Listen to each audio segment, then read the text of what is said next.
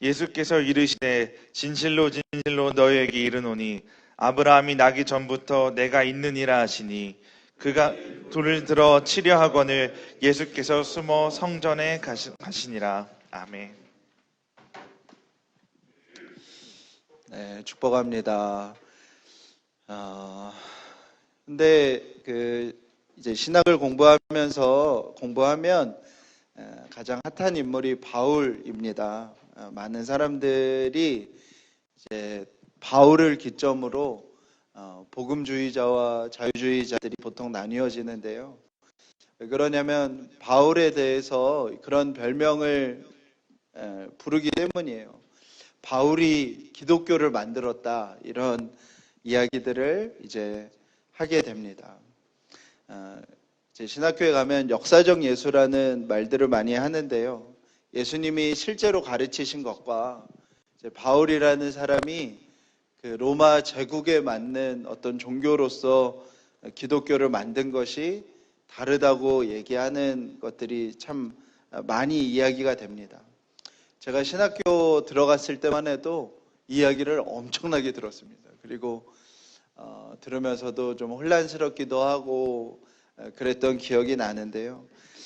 요즘에는 이 이야기를 많이 하진 않습니다. 왜 그러냐면 이런 주장을 하면서 학자들이 어떻게 하냐면 성경의 모든 이야기들을 다 잘라내요. 그래서 예수님이 하나님으로서 얘기하는 어떤 요한계시록도 히브리서도 다 잘라내고 사복음서 중에서도 기적이나 이적이나 종교적인 경험들 이런 것들을 다 잘라내고 이제 남는 거를 이제 예수문헌이라고 휴문서라고 하는데요.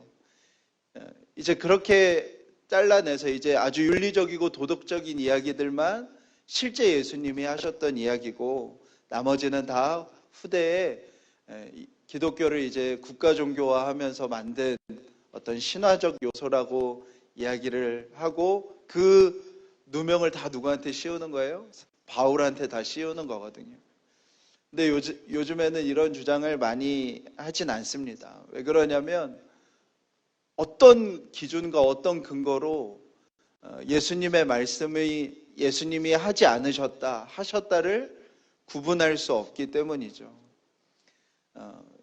옛날에는 어떤 저명한 학자가 이렇게 이것만 예수님이 말씀하신 거고 나머지는 다 다른 사람이 갖다 붙인 거다, 이런 얘기하면 오 막 이랬는데, 요즘에는 도대체 예수님이 말씀하시고 말씀하시지 않은 거를 어떤 근거를 가지고 그렇게 얘기할 수 있느냐라고 물으면 말할 수가 없는 것이죠. 학자들 딴에는 자기 기준에 맞게 성경을 나누는 것들이 본인들에게 매우 중요한 일이지만 반대로 보면 어떻게 보면 하나도 중요하지 않게 되는 것이죠. 마태와 마가와 요한과 누가와 사도 바울보다 예수님에 대해서 더 많은 정보를 가질 수 있는 사람은 지금 시대에 아무도 없기 때문에 그렇습니다. 그런데 마치 지금 시대에 성경 저자들보다 더 많이 성경에 대해서, 예수님에 대해서 알고 있다고, 예수님에 대해서 정보를 가지고 있다고 성경의 말씀을 인의대로 나눌 수 없다는 것이 요즘에는 오히려 더 많이 사람들에게 받아들여지고 있습니다. 그래서 성경을 읽는 방법에 대해서 예전에는 성경을 막 나눴어요.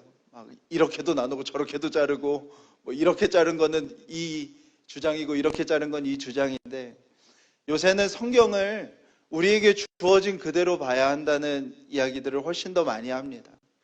우리에게 주어진 성경이 하나님께서 우리에게 구원을 주시기에, 우리를 하나님 백성으로 만드는 거에 전혀 부족함이 없는, 그거에 무오한 성경이고, 성경은 원래의 독자가 어떤 신앙적인 질문 앞에, 세상의 도전 앞에 무언가 답을 찾고 구할 때 그 원래의 독자에게 성경의 원래의 저자가 성령의 감동으로 예수님이 누구신지, 예수님을 믿는 것이 무엇인지를 알려주기 위하여 쓰인 하나님이 우리에게 주신 유일한 책인 것을 믿는 것이죠. 마태에 의해서, 마가에 의해서, 요한에 의해서, 누가에 의해서, 사도 바울에 의해서 그들이 원래 처해 있던 각 공동체의 여러 문제에 대하여 예수님이 누구신지에 대한 답을 주기 위한 말씀으로 우리가 받아들여야 하는 것입니다. 이런 도전은 지금 시대에만 일어났던 것이 아니라 처음 예수님이 말씀을 시작하고 나서 초대교회가 처음 생겼을 때부터 끊임없이 교회 안에 있었던 도전이고 질문이었습니다. 왜 이런 도전들이 기독교 역사 속에 계속 일어날 수밖에 없었을까요? 그 이유는 정말 간단합니다. 인간 예수를 받아들이는 것은 어렵지가 않기 때문이에요. 2000년 전에 유대 땅에 태어났던 그 위대한 사상가 나사렛 예수라고 예수를 받아들이는 것은 어떤 마음의 문제가 생기지 않기 때문입니다. 그는 사랑이 많으셨고 그는 비폭력의 방법으로 제국에 맞서셨고 그는 약자를 위해 다가가셨던 너무나도 훌륭하고 아름다운 인류애를 펼치셨던 분으로 예수를 받아들이는 거에는 전혀 문제가 없기 때문이에요. 그런데 끊임없이 무엇에 도전을 받는 거예요? 예수님의 신성에 대해서, 예수님이 하나님이시라는 것에 대해서는 기독교 역사 안에서 끊임없는 도전 앞에 있어 왔습니다. 오늘 우리가 읽은 본문도 마찬가지입니다. 8장 처음에 보면 오늘 본문에 나온 유대인들은 예수님께 어떤 마음으로 나왔던 사람들이냐면 예수님을 믿고자 나왔던 사람들이에요. 그러나 예수님은 오늘 8장 마지막을 통하여서 그들이 어떤 예수님을 믿고 싶어 했는지를 정확하게 드러내십니다. 그들은 위대한 인간, 자신들을 배부르게 해줄 지도자 정도로 믿고 싶었어요. 철저히 그 기대로 예수님 앞에 나왔습니다. 위대한 사상가, 우리에게 새로운 이념을 전해줄 누군가로 예수님을 그들은 믿고 싶었는데, 그런데 오늘 예수님은 그들에게 너무나도 분명하고 선명하게 한 가지 사실을 알려주고 계십니다. 그리고 그 이야기를 듣자마자 그들은 분노하여 돌을 들어 예수님에게 던지고 싶었어요. 예수님은 도대체 본인에 대해서 뭐라고 알려주셨기에 예수님을 믿고자 나왔던 그들조차도 예수님에게 돌을 들어 던지고 싶었을까요? 그것은 하나인데 예수님 자신이 하나님이시라는 사실을 그들에게 전하였기 때문입니다. 오늘 예수님이 자신을 하나님과 동등한 자로 설명하였기 때문에 그들은 분노하였어요. 지난주 말씀에 그 유대인들을 향하여 예수님이 너희 아비가 마귀라고 말씀하셨어요. 그리고 나서 오늘 자신은 아버지가 하나님이라고 얘기를 하는 거예요. 그 유대인들이 얼마나 열받았겠어요. 자기들한테는 너희 마귀는 마귀라고 그러고 자신의 아버지는 하나님이라고 하자 유대인들이 예수님에 대해서 들리는 소문을 이제 이야기하는 거예요. 속을 뒤집어 놓으려고. 사람들이 당신은 사마리아 사람이고 사마리아 사람들이 그렇게 하는 것처럼 귀신의 힘을 빌려 기적을 행한다는 소문이 있습니다. 그 이야기를 하는 것입니다. 그랬더니 예수님께서 나는 귀신 들린 것이 아니라 나는 아버지를 공경하며 그러면서 중요한 말씀을 하시는데요. 너희들이 아버지를 공경하며 순종하며 살아가는 나를 믿지 않는다는 것은 너희들이 지금 나를 믿지 않는데 너희들이 나를 믿지 않는 이유는 하나라는 거예요. 너희들이 나를 하나님으로 믿지 않는다는 거예요. 그리고 51절에 이렇게 얘기하죠. 진실로 진실로 너희에게 이르노니 사람이 내 말을 지키면 영원히 죽음을 보지 아니하리라. 예수님께서 하나님이신 이유를 그들에게 설명하시는데 그 이유가 뭔지 예수님이 말씀하시는 거예요. 자신이 심판자라는 거예요. 할렐루야. 예수님 자신이 심판주이시라는 거예요. 예수님의 말씀에 따라서 예수님께서 구원의 길로 알려주신 자신을 믿는 것으로만 하나님의 진노를 면할 수 있게 된다는 거예요. 예수 그리스도의 죽으심과 부활하심을 경험하여 그 삶이 말씀 위에 진리 위에 서는 자만이 하나님의 진노를 피할 수 있는 자신이 심판주라는 거예요. 예수 그리스도가 길이고 진리고 생명이라는 사실을 그들에게 알려주시는 것입니다. 예수님은 성경에 아주 여러 번 자신이 심판주이신 것을 기록하고 말씀하셨어요. 예수님은 우리의 심판자이신 하나님이십니다. 우리 마가복음 2장 5절을 볼까요? 시작. 예수께서는 그들의 믿음을 보시고 중풍병 환자에게 이 사람아 내 죄가 용서받았다 하고 말씀하셨다. 아멘. 예수님은 어떤 분이시라고요? 죄를 없다 말씀하실 수 있는 분이시라고요. 빌립보서 3장 21절에 읽어보겠습니다. 시작.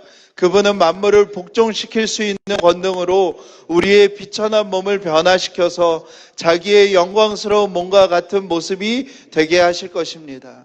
할렐루야. 우리를 비천한 가운데서 건지셔서 구원하시는, 심판을 면하게 하시는 심판주 하나님이시라고요. 누가가 기록한 사도행전 17장 31절 한번 읽어볼까요? 시작. 그것은 하나님께서 세계를 정의로 심판하실 날을 정해놓으셨기 때문입니다.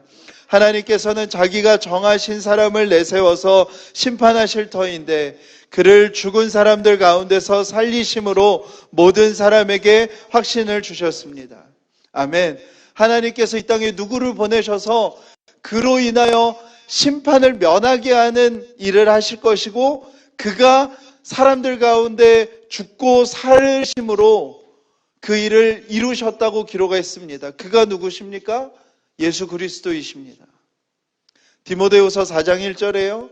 나는 하나님 앞과 산 사람과 죽은 사람을 심판하실 그리스도 예수 앞에서 그분의 나타나심과 그분의 나라를 두고 엄숙히 명령하십니다. 그리스도 예수는 어떤 분이시라고요? 산 사람과 죽은 사람 모두를 심판하실 심판주이시라는 거예요. 그리고 요한복음과 요한계시록에는 정말 수도 없이 어떤 분으로서의 예수님을 우리에게 알려주신다고요? 심판자로서의 예수님을 우리에게 알려주십니다. 성경의 모든 저자는, 신약의 모든 저자는 자신의 원래 공동체에게 어떤 사실 한 가지를 알려주고 싶어 했던 거예요. 나사렛 예수가 우리의 죄를 사하시기도 하시고 판단하기도 하시는 심판주 하나님이시라는 진리인 것입니다. 그때 유대인들이 도대체 이 사람이 무슨 근거로 이런 말을 하는지 묻습니다. 그러면서 이렇게 질문합니다. 그럼 너가 아브라함보다 큰 사람이냐? 너가 우리 민족의 선지자들보다 더 큰 사람이냐? 너는 너를 도대체 누구라고 생각하기에 이런 말을 하느냐라고 묻습니다. 그때 예수님께서 정말 쐐기를 박아버리는 말씀을 하세요. 아브라함이 나의 영광을 보고 즐거워하였다는 거예요. 이제 30살 정도 된 그 청년이 무슨 얘기를 하는 거예요? 이스라엘 민족의 조상인 아브라함이 자기를 보고 즐거워하였다는 거예요. 사람들이 어이가 없어서 묻습니다. 그러면 너가 아브라함보다 나이가 많다는 소리냐? 그때 예수님께서 돌이킬 수 없는 말씀을 하시는 거예요. 뭐라고 말씀하세요? 내가 아브라함 전에 있었다라고 말씀하시는 거예요. 그 말에 사람들은 돌을 들어 제가 미쳤다. 제가 미쳐도 단단히 미쳤다 하면서 죽이려고 하는 것이죠. 이것은 야훼 하나님을 믿던 유대인들에게는 엄청난 신성모독이었습니다.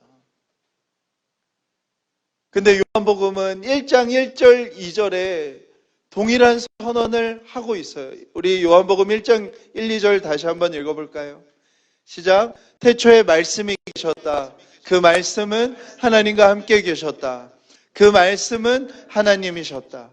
그는 태초에 하나님과 함께 계셨다. 예수님은 오늘 이 요한복음 1장에 있는 말씀을 본인의 입으로 하시는 것입니다. 자신은 아브라함 이전에, 이스라엘 이전에 아브라함과 이스라엘을 계획하고 창조하셨던 말씀으로 존재하였던 하나님이신 것을 예수님이 말씀하시는 것이에요. 예수님은 2000년 전에 제한된 인간의 몸으로 오셨지만 제한된 인간으로서만 끝이 아니라 예수님은 어떤 분이시라고요? 영원부터 영원까지 존재하시는, 우리의 시간을 창조하신, 우리의 이 모든 만물을 창조하시고 존재케 하시는 하나님이신 것을 성경은 이야기하는 것입니다. 마태와 누가와 예수님의 탄생의 기록에 모두 다 예수님이 영원 전부터 계셨던 분이심을 기록하고 있고요. 마가복음에도 예수님이 구약의 예언을 성취하신 분으로 오신 분이신 것을 이야기하며 예수님의 재림을 이야기하며 그분의 영원하심을 이야기합니다. 우리가 잘 알고 있는 요한계시록 1장 17절 18절 말씀 한번 읽어볼까요? 시작. 그를 뵐 때에 내가 그의 발 앞에 엎어져서 죽은 사람과 같이 되니 그가 내게 오른손을 얹고 말씀하셨습니다. 두려워하지 말아라. 나는 처음이며 마지막이요 살아있는 자다. 나는 한 번은 죽었으나 보아라 영원 무궁하도록 살아있어서 사망과 지옥의 열쇠를 가지고 있다. 예수님은 어떤 분이시라고요? 알파와 오메가, 시작과 시작과 마지막이신 분이시라는 것이며 그 영원하신 분이시기에 우리를 심판하시는 분이시라고 성경은 아주 가득 이야기하고 있습니다. 사도 바울은 골로새에 보내는 편지에서 예수님을 이렇게 소개합니다. 우리 13절에서 17절 한번 읽어보겠습니다. 시작. 그가 우리를 흑암의 권세에서 건져내사 그의 사랑의 아들의 나라로 옮기셨으니 그 아들 안에서 우리가 속량 곧 죄사함을 얻었도다. 그는 보이지 아니하는 하나님의 형상이시요 모든 피조물보다 먼저 나신 이시니 만물이 그에게서 창조되되 하늘과 땅에서 보이는 것들과 보이지 않는 것들과 혹은 왕권들이나 주권들이나 통치자들이나 권세들이나 만물이 다 그로 말미암고 그를 위하여 창조되었고 또한 그가 만물보다 먼저 계시고 만물이 그 안에 함께 섰느니라. 아멘. 심판주이신 예수 그리스도께서 만물을 지으셨으며 만물보다 먼저 계셨으며 만물이 그로 인하여 존재하는 누구임을 성경은 얘기한다고요. 영원하신 하나님이신 것을 이야기한다고요. 히브리서 기자는 예수님을 향하여 이렇게 고백합니다. 함께 읽겠습니다. 시작. 옛적의 선지자들을 통하여 여러 부분과 여러 모양으로 우리 조상들에게 말씀하신 하나님이 이 모든 날 마지막에는 아들을 통하여 우리에게 말씀하셨으니 이 아들을 만유의 상속자로 세우시고 또 그로 말미암아 모든 세계를 지으셨느니라. 이는 하나님의 영광의 광채시요 그 본체의 형상이시라. 그의 능력의 말씀으로 만물을 붙드시며 죄를 정결하게 하는 일을 하시고 높은 곳에 계신 지극히 크신 이의 우편에 앉으셨느니라. 13장 8절이요 시작. 예수 그리스도께서는 어제나 오늘이나 영원히 한결같은 분이십니다. 아멘. 성경에서 예수 그리스도가, 예수님이 나사렛 예수가 하나님이시라는 것을 제외하고 성경을 읽을 수 없다고요. 예수님께서는 하나님과 동등한 본질이시고 하나님과 본질상 같은 하나님이신 것을 스스로 선언하셨으며 나사렛 예수는 심판주이시고 영원부터 영원까지 계시는 창조주이신 것을 본인이 수도 없이 선언하셨습니다. 사랑하는 여러분, 그들은 그 이야기에 돌을 던져 그 이야기를 멈춰버리고 싶었어요. 그리고 그 도전은 지금까지도 우리에게 이어집니다. 예수님이 그냥 사랑 많은 한 인간이었으면 그냥 다 좋겠어요. 그냥 사랑이 많으신, 약자를 돌보시는, 제국에 저항하시는 분이시면 그냥 그걸로 좋겠어요. 그러나 성경은 예수 그리스도께서 하나님이심을, 심판자이심을 우리에게 알려주고 있습니다. 사랑하는 여러분, 우리는 예수님을 사상가로 믿는 자들이 아니라 예수 그리스도께서 하나님이신 것을 믿는 사람들입니다. 사랑하는 여러분, 여러분들 영혼 깊이 정말 이 질문에 대한 답이 우리에게 있어야 하는 것이죠. 나는 진정으로 2000년 전에 이 땅에 오신, 2000년 전에 태어났다고 하는 그 나사렛 예수가 나의 하나님이신가를 정말 묻고 고백해야 하는 것입니다. 하나님을 믿는다면, 정말 하나님을 믿는다면 우리의 삶은 완전히 달라질 수밖에 없는 것이죠. 성경은 아브라함이 하나님을 믿었다고 기록하고 있습니다. 아브라함은 하나님을 경험하였기에, 하나님을 정말 믿었기에 하나님이 자신의 삶에 침투해 오셨기 때문에 아브라함을 설명해주는 아브라함의 삶의 설명은 성경은 이렇게 얘기해요. 바랄 수 없는 중에 바라고 믿을 수 없는 중에 믿는 사람이 되었다고 성경은 그의 삶을 기록하고 있습니다. 사랑하는 여러분, 우리가 정말 하나님을 믿게 되었다면 우리 모두가 다 이와 같은 삶을 살 수밖에 없는 것입니다. 하나님이 살아계시고, 하나님이 우리의 삶에 찾아오시고, 하나님이 우리의 삶에 믿어지고, 그 하나님이 우리의 삶을 이끌어 가시는 것이 정말 내게 경험되어진다면, 우리는 우리 안에 있는 믿음의 삶이라는 것은 다 이와 같은 모습이 될 수밖에 없는 것이죠. 바랄 수 없는 중에 바래지고, 믿을 수 없는 중에 믿어지는 그 삶이 우리의 삶 가운데 일어나게 되는 것이죠. 본토 친척 아비집을 떠날 수밖에 아브라함은 없었던 거예요. 눈에 보이는 현실보다 진리가 찾아와서 자신의 삶을 이끄는 게 훨씬 더 강하게 느껴졌던 것이죠. 생식의 기능이 멈춘 노년이 내년에 너의 유업을 이룰, 내가 너와 약속한 그 약속을 다 이룰 아들이 태어날 것이다 하는 그 말씀을 아브라함은 믿을 수밖에 없었던 거예요. 그 약속이 있자 육신적으로는 웃음이 났어요. 와, 정말 이건 말도 안 된다. 어떻게 이런 일이 일어나냐? 라는 그 육신적인 웃음과 함께 아브라함은 그 말씀대로 집안에 있는 모든 사람들을 불러다가 할례를 행합니다. 자신과 아내의 생식이 끝난 것보다, 그 눈에 보이는 그 경험과 익숙한 것보다 하나님이 나를 찾아오셔서 내 삶을 이끌어 가시는 것이 더 믿어졌던 거예요. 이삭을 바치라고 할 때 도대체 이렇게 어렵게 주신 왜 아들을 데려가시는지 알지 못합니다. 이해하지 못하고요, 받아들이지도 않았습니다. 그런데 뭐 하고 있는 거예요? 장작 쌓고 있는 거예요. 종 불러다가 길 걸어가고 있는 거예요. 하나도 이해 안 되고요, 하나도 받아들여지지 않는데 하나님이 찾아오셔서 자신의 삶을 이끌어 가시는 그 이끄시는 것이 눈에 보이는 어떤 것보다 더 강하게 느껴지는 거예요. 나를 위하여 준비하신 하나님, 그것이 자신의 경험과 자신의 눈에 보이는 것보다 더 분명하게 믿어지는 것입니다. 사랑하는 여러분, 하나님을 믿는다는 것은 이와 같은 모습으로 살아가는 거예요. 아브라함이 하나님을 믿게 되니 자신의 이해대로 살지 않는 거예요. 아브라함은 오직 하나를 위하여 산 거예요. 뭐예요? 자신을 찾아오셔서 자신에게 약속해 주신 이 분이 정말 살아계신 분이신가? 정말 하나님이신가? 아브라함의 평생의 삶은 그것을 확인하고 싶었던 거예요. 사랑하는 여러분, 우리의 삶도 마찬가지인 것입니다.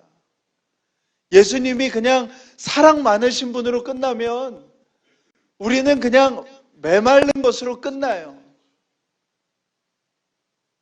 예수님이 하나님으로 믿게 된다는 건 우리의 삶의 목적이 완전히 달라지는 거예요. 더 이상 내 삶의 기준이, 내 삶의 목적이 나일 수가 없는 것이고, 내 삶을 통하여 한 가지를 끊임없이 묻게 되는 거예요. 무엇이요? 예수님이 정말 하나님이신가? 예수님은 정말 지금 살아계신가? 예수님은 정말 내 삶에 지금도 역사하시는 창조주이신가? 이것을 계속 묻게 되고 그거에 합당한 영광을 돌리는 것으로 바뀌어지는 것입니다. 예수님을 따르는 삶은 끊임없이 도망가기도 하고 의심하기도 하고 낭망하기도 하는 삶이에요. 끊임없이 이 세상의 욕망에 내 자신을 싸우는 삶이에요. 근데 그 싸움 속에서 무엇을 발견하고 싶은 거예요? 예수님이 진정 하나님이신가? 그것을 확인하는 자리에 때로는 나 자신을 죽음에 넘기우며 그 사실 하나를 확인하고 그것이 확인되었을 때 하나님께 영광을 돌리는 삶인 것입니다. 도마를 기억하십니까? 그는 예수님을 따르는 사람이었죠. 그러나 끊임없이 의심하고 낭망해요. 도마는요, 부활하신 주님을 만나고도 예수님을 믿지 못해요. 그럼에도 도마에게 끝까지 남아있는 한 가지 질문이 있어요. 그 질문이 무엇이죠? 예수님이 정말 하나님이신가라는 질문이에요. 그래서 도마는 무엇을 간청해요? 못자국 난 손에 자신의 손을 넣어볼 수 있는지를 물어봐요. 예수님이 그렇게 해보라고 그래요. 그리고 도마는 예수님의 못자국 난 손에 손가락을 집어넣고 뺀 다음에 뭐라고 고백하냐면 요한복음 20장 28절에 도마가 예수께 대답하기를 나의 주님, 나의 하나님이라고 고백해요. 우리의 신앙은 이것을 경험하는 거예요. 예수님이 정말 하나님이신 것을, 나에게 찾아오신 그 예수님이, 나를 만나주신 그 예수님이, 어둠 가운데 있던 나에게 찾아오셔서 나를 빛으로 이끌어내 주신 그 예수님이 여전히 살아계시는 하나님이신 것을 경험하는 것이 신앙생활인 것입니다. 사랑하는 여러분, 우리의 삶에 우리는 목적이 바뀌어진 사람들이 되는 거예요. 내 삶을 통하여서 정말 예수 그리스도께서 하나님이신 것을 경험하는 것, 그리고 그것을 누군가에게 전하고 알려주는 것이 우리의 삶의 목적이 되는 것이죠. 한 주간에 이런 말씀 가운데 제 삶을 돌아보는데 제 안에 그런 질문이 들었습니다. 내가 이렇게 목회해서 정말 마지막 날에 부끄럽지 않을 수 있을까? 내가 이렇게 뻔한 이야기들과 뻔한 과정들을 다 지나고 나서 나의 삶은 하나님 앞에 정말 부끄럽지 않을 수 있을까? 내가 하나님 앞에 30년, 40년 목회한 게 내 마음속 깊은 곳에서 정말 조금이라도 자긍심이 있을 수 있을까? 그 질문이 들지 않았어야 되는데 그 질문이 든 거예요. 그 질문이 들고 나니 있을 수가 없어진 거예요. 이렇게 정말 아무렇지도 않게 저 중심과 다른 이야기들을 하는 모습들을 견뎌지지가 않는 거예요. 정말 내 삶이 언젠가 하나님 앞에 선다면 정말 내가 믿는 예수가 하나님이시고 그 하나님이신 분이 내 마지막 날에 나를 심판하시고 판단하시는 분이시라면 나는 부끄럽지 않을 수 있을까? 하나님께서 나에게 잘하였다, 착하고 충성된 종아라고 말씀하시는 그 음성을 내가 들을 수 있을까? 사랑하는 여러분, 우리는 그 질문 앞에 서는 것이라고요. 예수가 하나님이신 것을 믿는데 예수가 정말 하나님이시고 심판주이시고 영원하신 분이시라는 것을 믿는데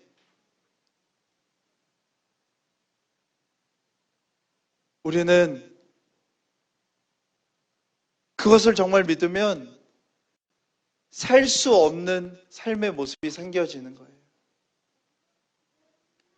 여러분들 미국에 하면 우리가 총기 사고를 떠올리죠. 많은 사람들이 총기 사고로 죽습니다.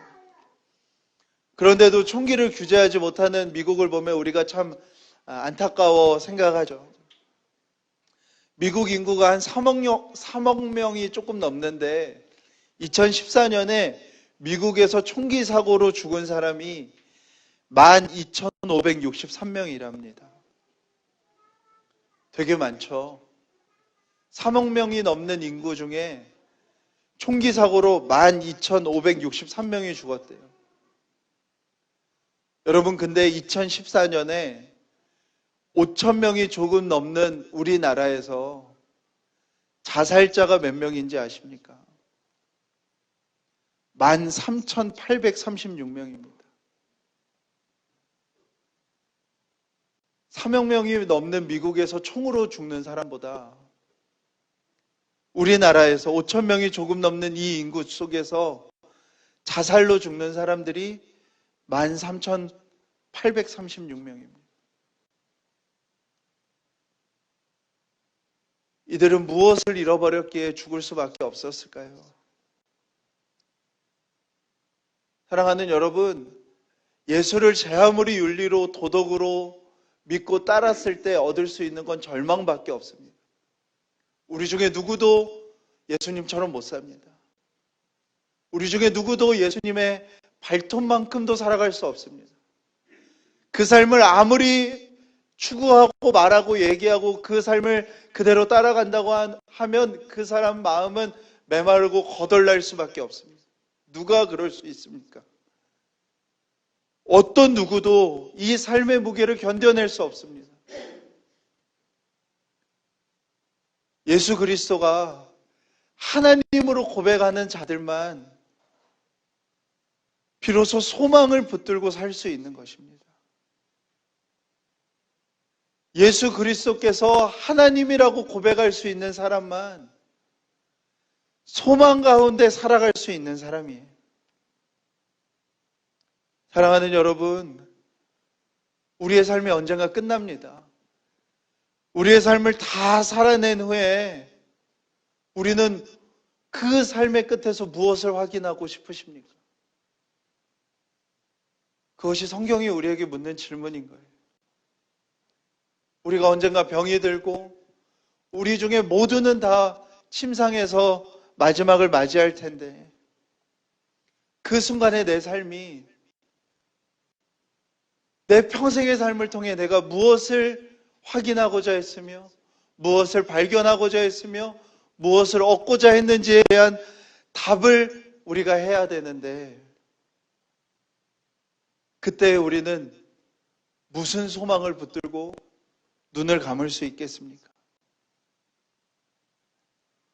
주가 그리스도시고 살아계신 하나님의 아들이시다는 그 고백 외에는 인간의 삶은 어떤 이야기도 할 수 없는 것이 인간의 삶입니다.